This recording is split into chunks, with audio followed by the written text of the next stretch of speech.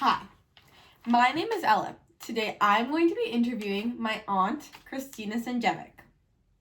I will ask her questions about her tennis coaching career and her past as a tennis competitive player. Christina has won multiple titles and awards, such as being ranked top 10 in Canada and winning first place at Doubles Nationals. Welcome. Thank you so much, Ella. I'm really excited to do this. I'm so excited to interview. Let's get into it. So, how old were you when you started playing tennis? I was 5 years old when I started, and I started in the basement with my dad. Wow. Do you think now that was a good age to start? Yes, I do. Tennis is an extremely technical sport, and with that, I do think the earlier you can start, the better. And it just helps with your coordination. So it's a great sport to start young. How do you think playing tennis shaped you into the person you are today? Tennis has taught me a lot of different things. It's taught me to have goals. It's taught me to, show grit and determination even when I'm faced with challenges. And so I just feel like it's made me a stronger person today. That's wonderful to hear. Thank you. So, you have had a remarkable career as a player, including winning doubles nationals and being ranked top 10 in Canada. What do you think the key factors that contributed to your success? Well, thank you. Yeah, I think for me, it was just my family, the support that they gave me, and also just trying to attain my own goals. My family was there to send me out to tournaments. They were there to help me with my equipment. They were there for the losses and for the wins. And so it's just really, I'm very thankful that I had their support. And I also always tried to rely on my goals. So I'd always write my goals, my short and long-term goals, and it was just easy to reflect back on it. So yeah. Wow, they sound so supportive. Thank you. Yeah, they were. Were there any particular challenges that you faced during your playing career? And how did you overcome them? I would say, a lot of challenges. I think the first one I think of are just the injuries. I had some bad injuries, and they put me out of the sport for a bit. However, the way I tried to overcome them was just trying to do rehab and physiotherapy as soon as I could, and not to go back to tennis too early. It's so important to, take your time with injuries and try to heal properly. I'm so sorry that you had to go through that. Yeah, a lot of athletes do. Yeah. Can you describe the transition from being a competitive player to becoming a coach? That's a good question. I guess, when I started dabbling in coaching, I just enjoyed the thrill of teaching someone this sport. And as I slowly finished my varsity career, I just started to coach more. And I just realized I have such a passion for, getting people to achieve their different goals, whether it's just to develop their coordination, whether it's just to even just try a different sport or to become a competitive tennis player. Wow. How do you draw from your experience of being a competitive player to becoming a coach? Well, when I was a competitive tennis player, I did go through a lot of hardship, with the injuries and just constantly traveling for tournaments. So, knowing all that, I know when I'm coaching my players now that I always have their back. I've been through what they've been through, and I try my best to just be supportive. And even if they're going through a slump, you know, I just try to be there like as a supportive coach, be positive with them, and I do always try to remind them that this is not the end of the world, and so yeah, it's helped me to help them. Wow, the kids that you coach sound like they have a wonderful coach that's been in their Thank shoes. you. Thank you very much. Winning doubles nationals is such an impressive achievement.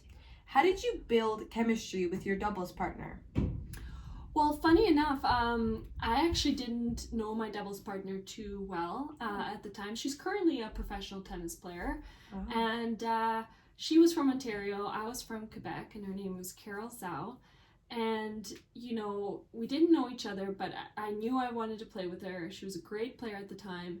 And what we tried to do was just hang out after the matches, try to come up with some fun handshakes, and we were just really supportive of each other. So we're still friends to this day after that tournament.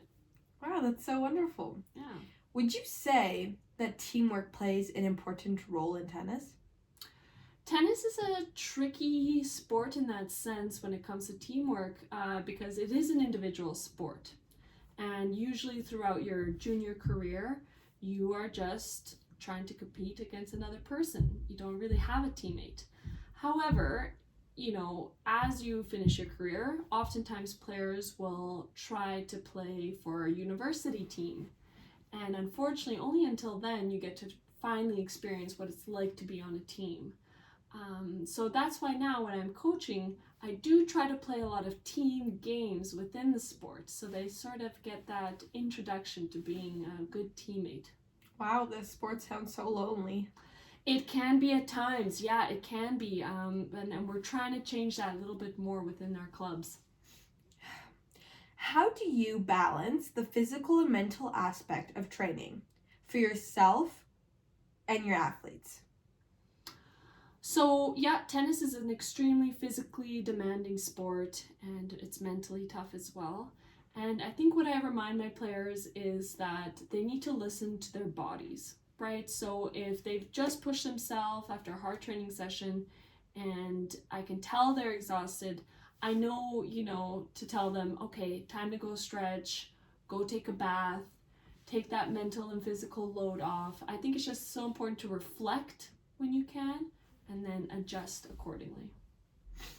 Looking back on your career as a professional player, what do you think was a moment that defined your career? Oh, that's a very good question. It takes me back to when I was a junior.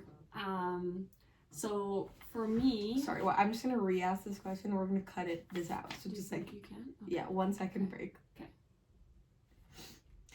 Looking back on your career as a professional player, what do you think was a moment that defined your career?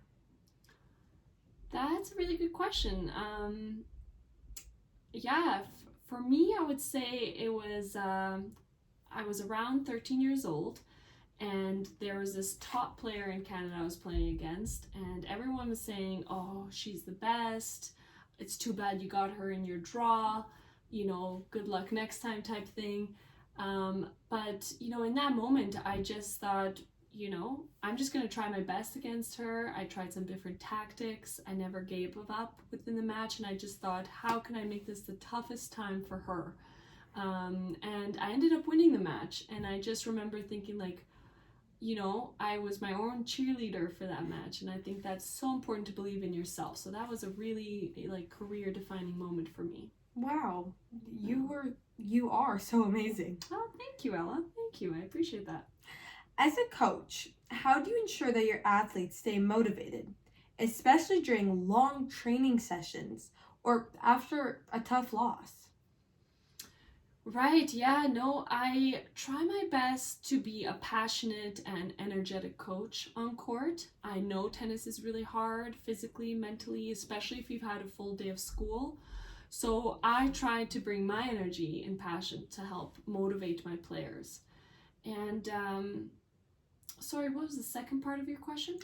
I said, especially, how would you motivate them, especially during a long training session or after a tough loss? Yes, so yeah, with that being said, if I do bring the passion and energy, sometimes I can still tell they're tired. So I just remind them, to go home, to take a bath, stretch, get ready for the next day. I always try to remind players to, get their breathing going, especially if it's an intense training session. So those are small things that I like to do for tough sessions like that. You've played on different surfaces and in different conditions. Do you say anything to help your players adapt to those changes? Oh yes, definitely. I tell them, it's so hard to find a place where there are perfect playing conditions. It's almost impossible. So what I try to remind them is to have grit, and to just keep pushing through whatever is happening on court, whether it's super sunny outside or if it's super windy. I just remind them, find a way, try to find a way. So Again, it's so wonderful that you can relate to them. Yes, And yeah. it's happened to you before. Yes, I try to give them little tips. I know I've been through the bad surfaces or the crazy crowds, and so I try my best, yeah. What do you think needs to change to help young Canadian tennis players improve? Yeah, I think Canada is doing a lot better now, but there are definitely ways we can get even more players on the professional tour. One thing, as a growing sport, we do need more facilities. And especially if you look at Edmonton, there are only 2 clubs, and one of them is private. So, with that being said, we need more public court access, we need to bubble the outdoor courts, and on top of that, we need more coaches, especially female coaches. So, with female players dropping out more and more, I think that we can help that rate by having some more female coaches for them. Yeah. Wow, thank you so much, Christina, for this interview. It was wonderful to hear about your past experiences as a competitive athlete and how you bring that correlated into your, coaching career. Thank you so much. That was a lot of fun. I appreciate that. So much. See you.